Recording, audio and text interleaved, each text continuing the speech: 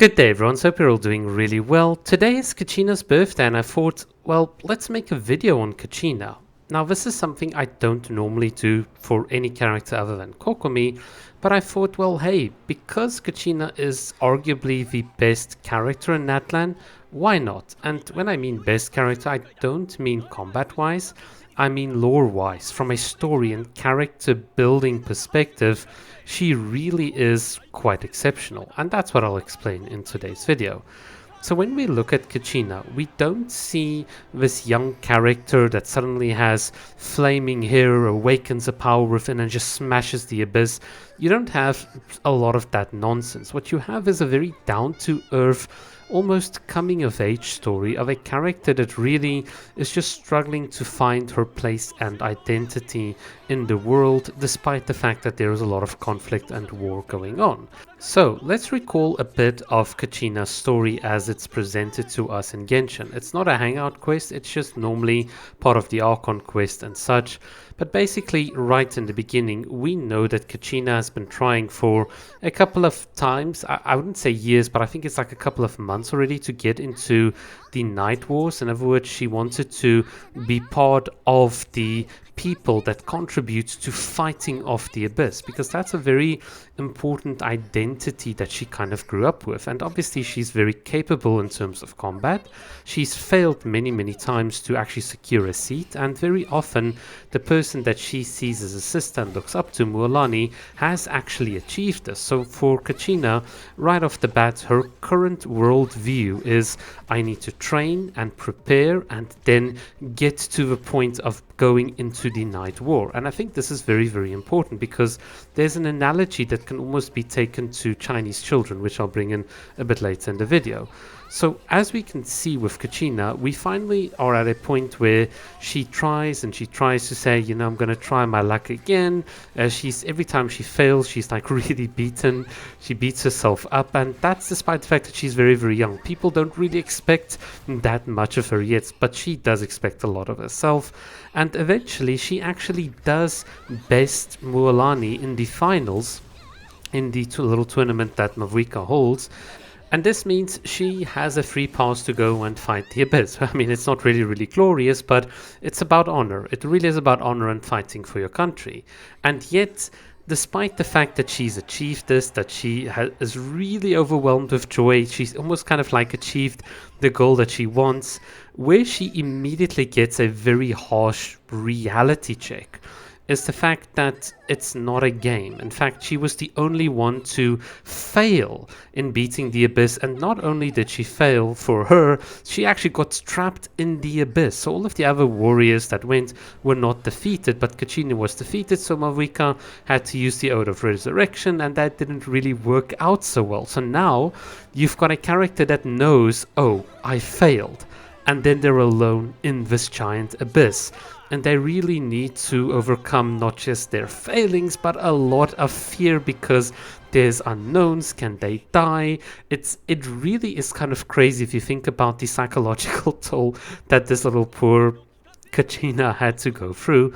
And obviously, eventually we do rescue her, but it's not just a case of we rescue her, we put her on a backpack and then we carry her out. No, she still had to fight with us, escape the abyss, and eventually we kind of get out. And then you can also see that Kachina learned that because of her there was a lot of like conflict, you know, between Mualani and Mavuika, and she kind of really feels bad. She takes this almost like defeat in air quotes really like badly, and it actually takes quite a lot for her to really develop a sense of confidence again in order to fight off the abyss later on.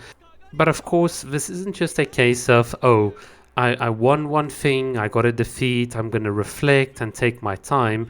This is a case of, hey, there's an abyss, there's a war, you got to pull yourself together really fast. And she actually does that. She actually got back on her feet. She participated with the Traveler, the abyss evaded, and obviously eventually we kind of drove off the first wave in the abyss, and then the story kind of took a bit of a turn away from Kachina and so on, and it was focused more on the abyss dynamics, Capitano and so on.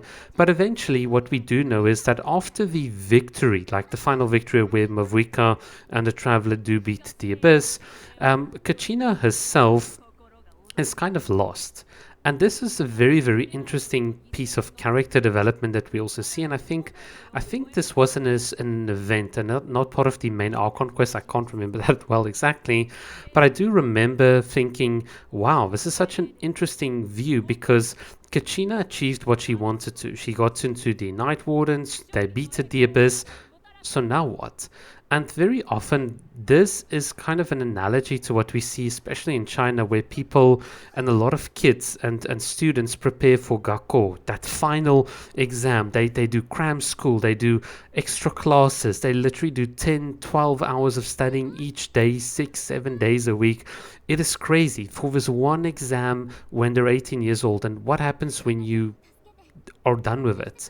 A lot of people feel a sense of emptiness, a sense of purposelessness, and that's exactly almost the parallel that we see with Kachina, because if you looked at the story, Mulani just goes and she continues with her shop. Shilonan keeps on creating stuff for people and batting off all Mavwika's quest.